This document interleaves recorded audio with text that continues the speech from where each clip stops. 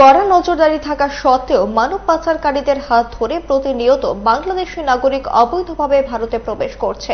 আমতলী থানার নিশ্চিন্তপুর সীমান্ত দিয়ে বাংলাদেশ থেকে দুই যুবক রাজ্যে প্রবেশ করার সময় সীমান্তরক্ষী বাহিনীর জওয়ানদের হাতে আটক হয়। বিধান বড়ুয়া এবং ঋতু বড়ুয়া নামে দুই বাংলাদেশি নাগরিককে আমতলী থানার পুলিশের হাতে তুলে দেওয়া হয়। পুলিশের জিজ্ঞাসাবাদ চালিয়ে নিশ্চিন্তপুর এলাকার স্বপন মিয়া এবং সোহেল মিয়াকে আটক করেছে। এখন পুলিশের জালে আটক হয়েছে মোট 4 জন।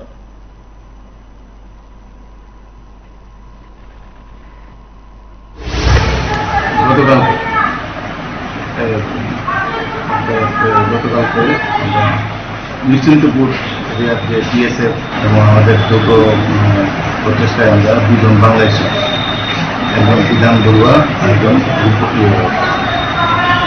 ঋতু বড়ুয়া, এই দুজনকে ধরতে পারছে এবং তাদেরকে জিজ্ঞাসাবাদের মধ্যে দিয়ে আমরা আরো দুজন বাংলাদেশি যে হেল্প করে যে কাউট, দুজন কাউটকে আমরা ধরতে পারছি। একজনের নাম স্বপন মিয়া আর একজনের নাম সোহেল মিয়া। তারা ওই এলাকায় বাংলাদেশ থেকে লোক আদান প্রদান করে আমাদের কাছে খবর আসছিল এবং তাদেরকে জিজ্ঞাসাবাদের মধ্যেও আমরা এই নামগুলো পাইছি।